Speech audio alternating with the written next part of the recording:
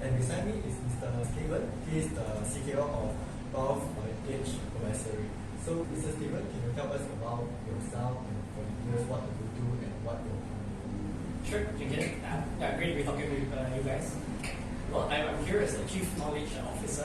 There's no KO, I don't knock out anyone. But what we're really looking at is all about knowledge actually. Because there needs to be really further improvement in financial literacy, especially for relations. It's something that's lacking in our schools even today. So we're here to actually promote the financial literacy agenda. So what I do is that I actually work with both the public as well with our in-house financial planners to bring up financial knowledge, financial literacy, especially through financial plan. I originally did not start from the financial services industry actually. My bachelor's was actually in computer science. I majored in IT programming. Then I did MBA. Yeah. But then life took a different turn actually. So because of ethical reasons, although I had a lot of opportunities in the end, I actually left the company that I was working for. My original life plan was just to work, get paid, employee, maybe invest a little bit on the sidelines. But life took a different turn totally. So I actually left employment, and at that point of time, I was actually engaged and got married. So I started married life without a job actually. So I actually stopped working at that point of time. But good thing I had actually about 2 years worth of backup funds saved up during that time. And at that time, I just started to write. So I actually started a blog actually talking about personal finances, my PF, which evolved today to mypf.my. So it's quite popular, top 3 personal finance sites in Malaysia. We get about 1 million visitors on our website every year. But after coming up with my PF, I found that a lot of people really wanted to talk with a financial planner, not just because content is very one way, right? For example, you read content or you watch videos, but someone to actually talk to, someone to be there on the journey for you. So I went to actually look at different financial advisory firms, and I found Wealth Vantage Advisory, which had a lot of alignment with my personal values, culture, what I actually wanted to be doing. Then I completed my Certified Financial Planner (CFP) certification, and to cut a long story short, here I am together with Wealth Vantage Advisory, and it's my 4th year actually with Wealth Vantage now. So, what's your daily working? I actually took a cue, if you have heard of this billionaire Mark Cuban. So what he does is that he actually breaks his day down into half-hour blocks actually. So that's what I try to emulate and practice as well. So I break my time into 30 minutes for each day, and I block out the day as ideally as you want to do.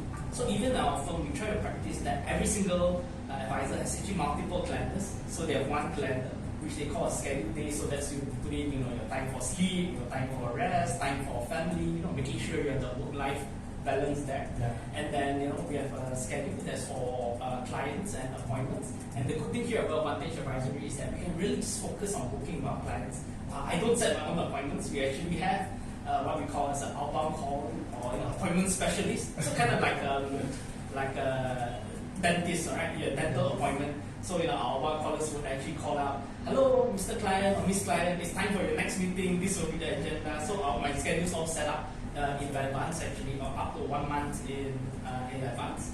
Then on top of that, I have another schedule to actually manage, for my other meetings. Like today, our meeting today was planned into that, and any other activities, interviews, talks, webinars will go into that. So different schedules for different things that are ongoing. But really, it's about trying to manage that between having different roles and all that. Studies actually in the United States actually show that for financial planners, the ideal number of clients to have for work-life balance is actually to have 50 clients actually. You don't need a lot, you don't need like hundreds or thousands, just 50 actually.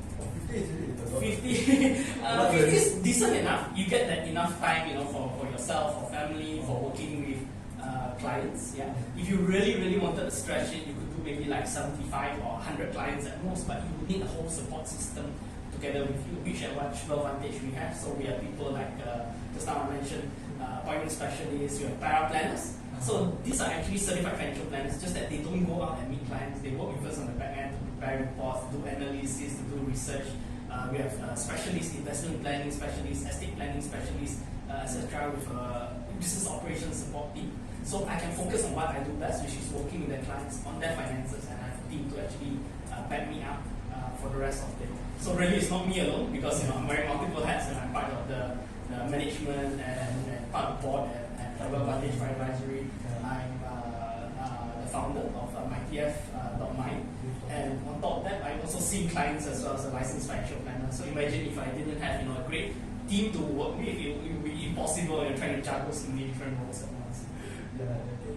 So next question is, which has been more valuable in your career, your education or your experiences? Sure. Well, I'm not that old, but I still remember when I was younger, I used to think, why am I studying all this in school? Like, will I really use it at the end of the day?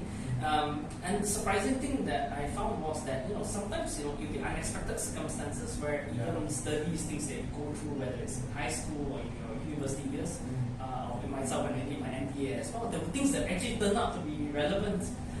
Like, for example, when I did my MBA, I didn't know I was going into financial services, but at that time, I actually had modules things like ESG, environmental, social governance, which is such an important issue nowadays when it comes to even things like investing and finance. I had modules on how to actually build an investment portfolio. Again, I didn't think it would be useful, but it turned out to be something that was really handy. So I think don't this or put aside what formal education can give. Granted, you may not, you're very unlikely to use 100% of it, but even that 5 to 10% that you use can be something that's actually invaluable. With that being said, even getting a professional certification like the CFP certification, it's only just opening the doors actually to bring you in to get your initial licensing, for example, Securities Commission and Central Bank Regulator on Malaysia. But in order to actually move ahead, you actually need to practice it. There's nothing like real world experience, talking with people, working with clients, and it's always a two-way communication because just as much as a Malaysian or your client is actually learning from a financial planner, you as a financial planner are also learning as well because we're journeying on this journey together with your financial planner. What skill developed early before you started? Sure. I think there were skills that are transferable no matter which industry that you're in. So certain things are of course like basic things like scheduling. Even for example as a student as well, you need to manage your timetable, right? There's your studies, you need time to rest. There's exams, projects, group work, coursework, and all that. So all those skills are still invaluable. And in fact, for a lot of people, that's one of the key challenges actually. Because when you're actually a licensed financial planner in Malaysia, granted that there are two main categorizations. One is that you might be a salary advisor. That means you're employed by a financial advisory firm or financial institution, so you're paid a salary. That's one model. But for the majority of financial planners in Malaysia, one is known as an independent model. So it means, independent. So it means that you're actually building your own business. So with your own business, there's no one going to be calling you every morning, hey, time to wake up, time to go to work. You need to manage your own schedule. Correct. It is basically as an entrepreneur that you need to be building up your own business. You need to be looking at your cash flow, how much revenue projections that you're looking at, how many clients do you have today, how many clients do you need to be at, how do you cover your own expenses. And I really believe you're walking the talk. So for example, you're talking about investing in your clients. You should have your own skin in the game. You should also be investing as well because if you're not investing, you don't have that credibility that you are actually doing what you're actually advising your clients to do so as well. Yeah. So scaling is a big part of it at the starting of that. And on top of that, I think there's a lot of different skills that happens along the way. In financial planning, it's a little bit different from the traditional financial products industry where it's more focused on particular products. Okay, you want to push these products to your clients. So instead, it is a change from selling products to what we know more as needs-based. So you need to be looking, understanding, spending a bit more time. What is your client's profile? What sort of risk can they actually take? What adjustments do they need to their life? What are their goals at the end of the day? What's their life expectancy? Do they want to have kids? When do they are looking to retire or achieve financial independence? So you need to take all that into consideration, and then look at all the potential solutions. Then we're talking to the client on that. So you need to be having that needs base. You need to be having communication, conversational skills, and be authentic and real. How has the industry changed since you started, and where do you see the industry going in the future? Sure, that's a great question.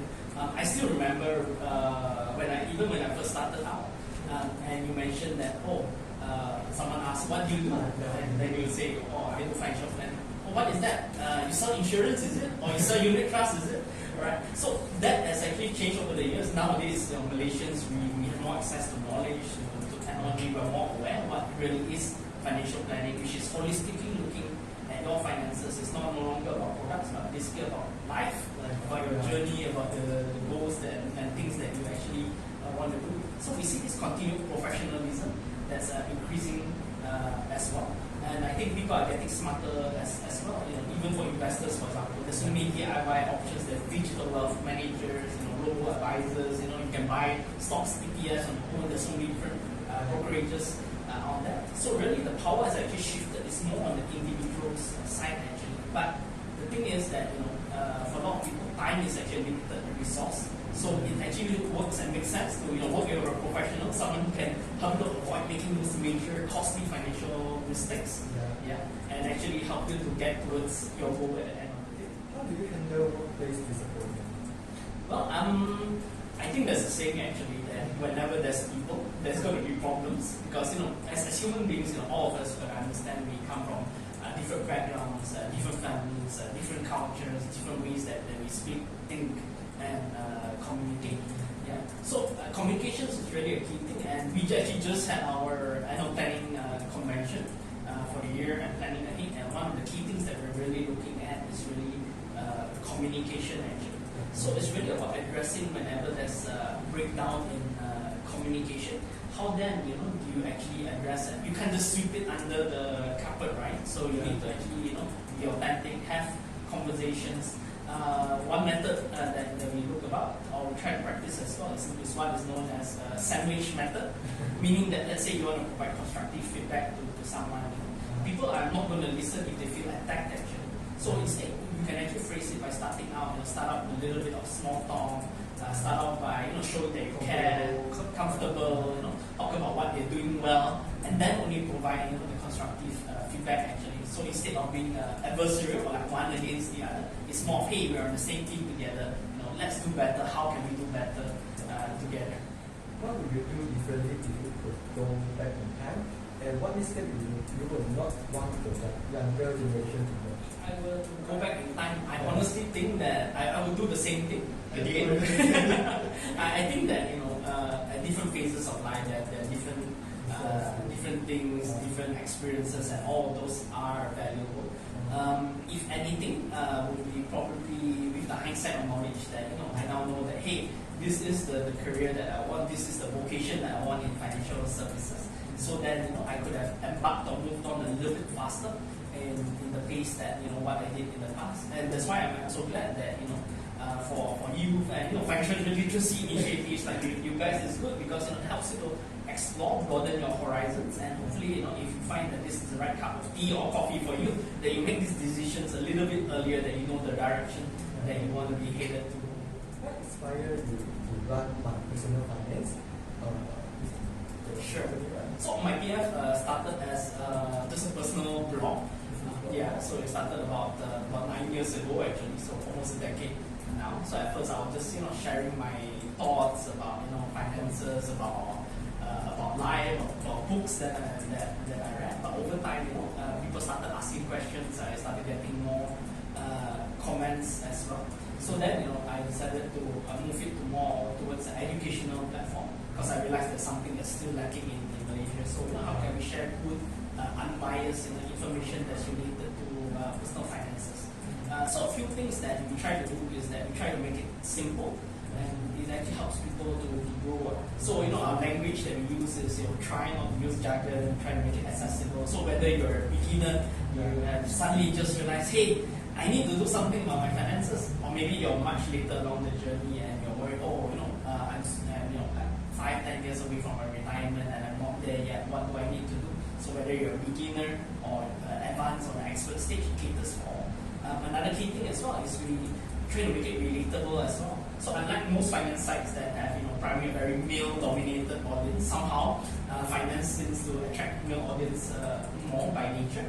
But for the audience on our website, it's actually quite balanced actually. So about 50% of our readership are actually women. So what is the common mistake where students submit their resume and during interview?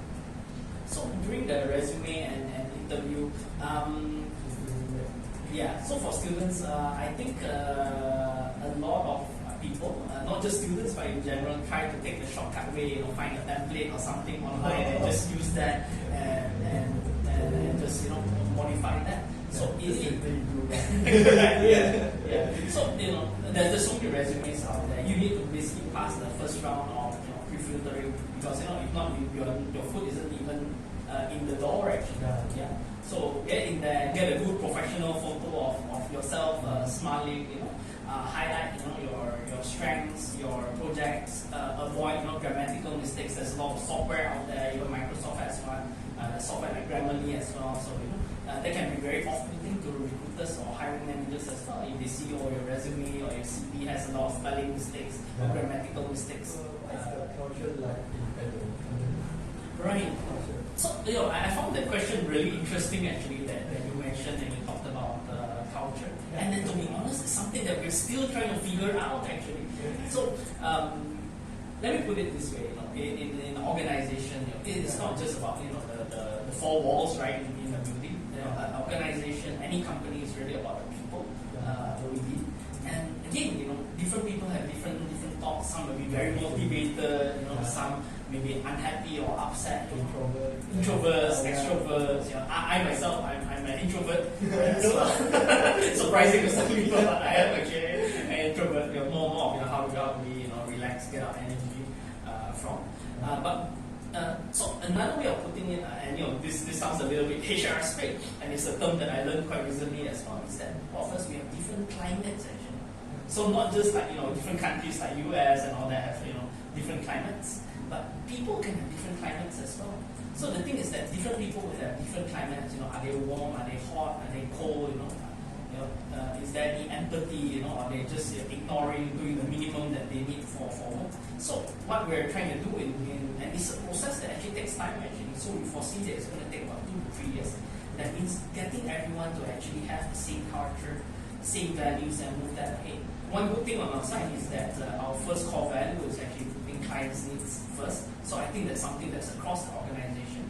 But culture is more than that. It's more than just putting a slogan on the wall or some posters up. But everything needs to be aligned actually.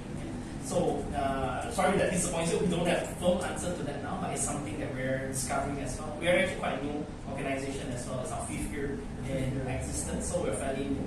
And the reason that the company came out as well is because we realized that no one is really doing fee-based financial planning in Malaysia at the point that we started out. And we were unsure as well when the founders started out, is what we are doing, is it right? Why isn't anyone doing this? Luckily we actually had contacts with more established financial advisory firms in Australia. We consulted with them and they kind of affirmed that you guys are on the right path actually. It's just that in Malaysia we're lagging a little bit behind the likes of Australia, Singapore as well as US and UK, but slowly and surely we're heading in the right direction, I feel.